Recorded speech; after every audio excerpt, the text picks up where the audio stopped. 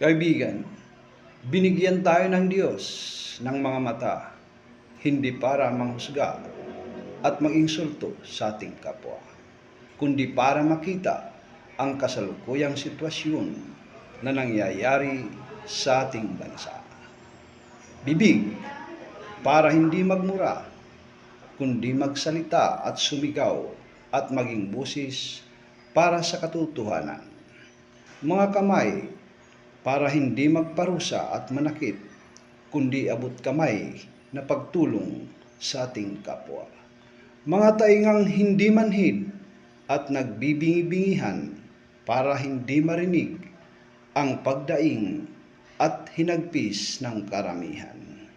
Mga paang dapat tumindig at tumayo sa katotohanan at tama tungo sa matiwasay at tuwid na daanan.